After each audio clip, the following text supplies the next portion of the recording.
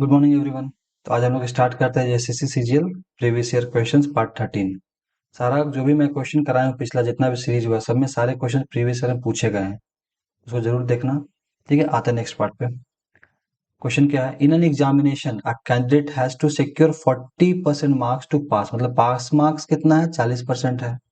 Rita secure 800, Rita को कितना number मिला, 800 मिला। एंड फेल्स बाय 200 मार्क्स, बेचारी 200 नंबर से फेल हो गई, मतलब 800 नंबर लाई, 200 नंबर से फेल हो गई। कोई 800 ला रहा है और 200 से फेल हो जा रहा है 200 नंबर से, तो मतलब पास मार्क्स कितना हो गया, 1000। 800 प्लस 200, 800 में फेल हो गई, 200 और लाती तो पास हो जाती, तो 800 प्लस 200 1000 पास मार्क्स हो गया। यही 1000 जो है ना, यहाँ पे देखो क्या दिया हुआ है। एक परीक्षा में परीक्षा उत्तीर्ण होने के लिए 40% चाहिए, तो परसेंट में कितना है, 40।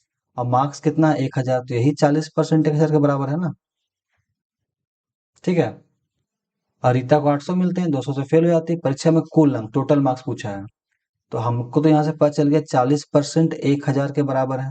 मान लो एग्जाम 100 नंबर का होता, उसका 40% लाती, तो यही 40% ना 1000 होता।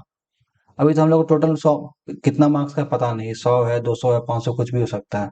तो ये तो हमको पता नहीं है, तो हम लोग इसको मान लेते हैं। माना एग्जाम x मार्क्स का था, टोटल मार्क्स x था एग्जाम का, उसका कितना लाया इसने, 40% पास मार्क्स है।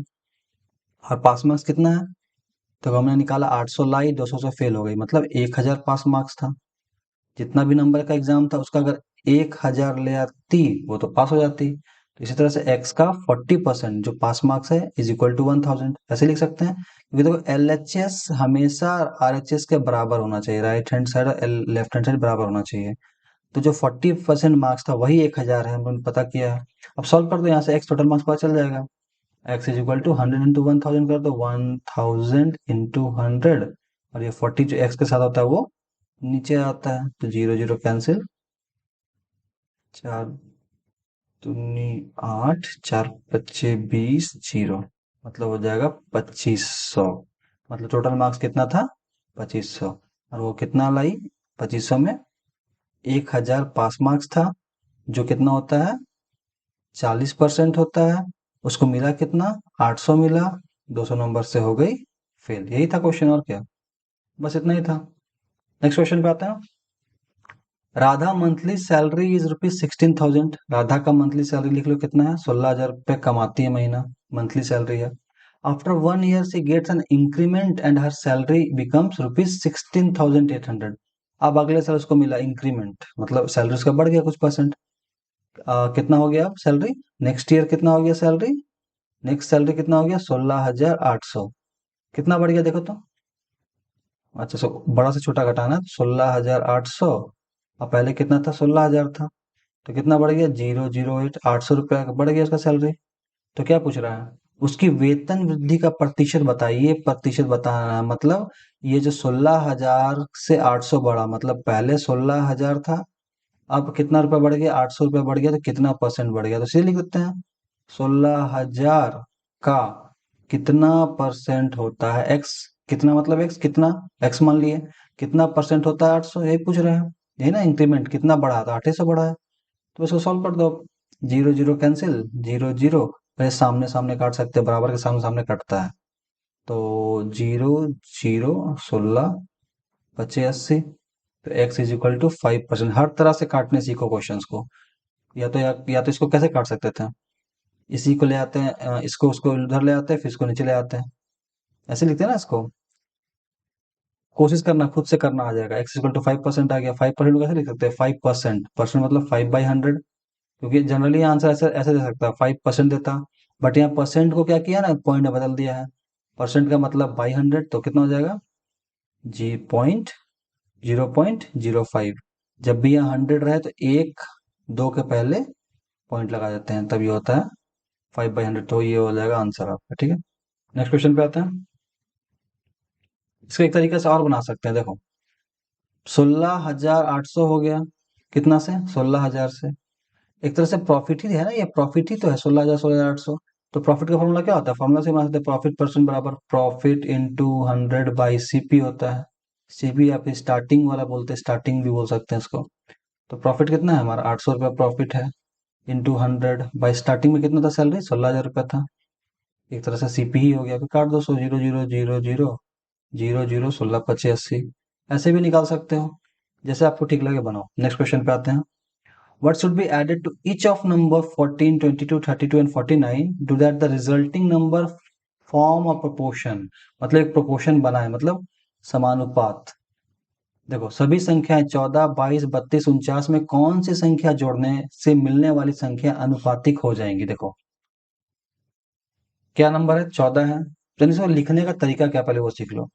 14 ये होता है अनुपात 22, यहाँ बीच में आता है समानुपात। मैं पहले भी सीरीज में क्वेश्चन बताया, इस तरह का क्वेश्चन बताया हूँ, इस तरह से लिखा आता है।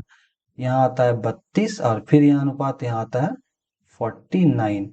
इसको कैसे लिखते हैं? 14/22, इसका मतलब होता है बराबर, इसका मतलब बटा कर दिए, फिर 32 और इसका मतलब, इसका लाइन बटा हो गया, इसका 49। अब क्या है ना, इसको काटने से जितना आना चाहिए इधर भी उतना ही आना चाहिए, इसी को बोलते हैं अनुपातिक। समानुपातिक। देखो काट के देखो तो आता है इक्वल टू इक्वल 7, यहाँ देखो 11, यहाँ 16, ये तो कट भी नहीं रहा है, तो नहीं ना आ रहा इक्वल, यहाँ यहाँ इक्वल आना चाहिए, कुछ गड़बड़ है। तो इसी में पूछ रहा है क्या जोड़ दे, इसमें क्या जोड़ दे, इसमें क्या जोड़ दे, इसमें क्या जोड़ दे, सेम नंबर, सेम नंबर क्या जोड़े कि ये अनुपातिक हो जाए, मतलब प्रोपोर्शन में आ जाए। ठीक है, तो बनाते हैं इसको। देखो सिंपल लिख लो, 14/22 कैसे, ये बटा में आ गया, इज इक्वल टू बीच में होता है 32/49। अब क्या जोड़ा जाए? माँ हमको पता नहीं क्या जोड़ना है, सब में एक्स जोड़ दो, एक ही नंबर सब में जुड़ेगा, सब में एक्स जोड़ दो, इस तरह से बस अब सॉल्व कर दो, पता चल जाएगा। क्रॉस मल्टीप्लीकेशन, इसको इससे मल्टीप्लाई करना होगा हम लोगों को, तो करते हैं। तो 14x, क्या 14 + x, ये मल्टीप्लाई हो जाएगा इससे, क्रॉस मल्टीप्लीकेशन। 49 + x है, और इधर 32 + x को किससे करना होगा? 22 + x से मल्टीप्लाई करते हैं। तो 14 को 49 से करना, थोड़ा कैलकुलेटिव हो जाएगा, करके देखते हैं। पहले 14 को 49 से, 14 को x से करते हैं। तो 14 इंटू 14 कितना हो जाएगा, करके देखो। 49, 14, 4 9 36 का 6 3 4 4 16 3 19 और 49, 6 9 9 18 का 4 1 4 1 5 1 6 686 आ गया। तो ये हो गया 686। 14 इंटू 14, 14 फिर x प्लस 14x, फिर x को इससे करेंगे प्लस 49 एक्स, और फिर एक्स को इससे plus x square is equal to, अब इसको इससे गुना करना पड़ेगा। 32 इंटू 22 करो, 32 इंटू 22, 2 दूनी 4, 2 तिया 6, 2 दूनी 4, 2 तिया 6, 4 0 704, तो ये आ जाएगा, हाँ 704। इसको इसको किया तो 704, फिर इसको एक्स से करना पड़ेगा प्लस 32x, फिर एक्स को 22 से प्लस 22x, फिर इस एक्स को एक्स से एक्स स्क्वायर।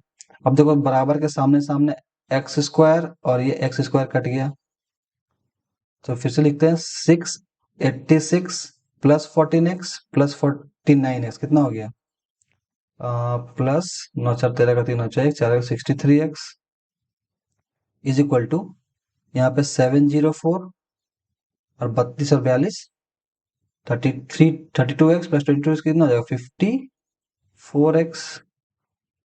अब ये एक साथ, एक जैसे को एक साथ ले आते हैं, तो 686 minus 704 is equal to 54x minus 63x। इतना डिफिकल्ट है, थोड़ा कैलकुलेशन करना पड़ेगा। इसको घटाएंगे तो 18 आ जाएगा, इसको घटाएंगे तो 9 आ जाएगा, 9x, तो x इज इक्वल टू हो जाएगा 9 2 18 2, मतलब सब में क्या जोड़ेंगे, 2 2 2 2, तो आंसर हो जाएगा 2 का। आप देखो जोड़ो, देखो अब जोड़ के देखते हैं। 14 + 2 16, 22 + 2 24, यहाँ करते हैं 32 + 2 34, और 49 + 2 51, काट के देखो।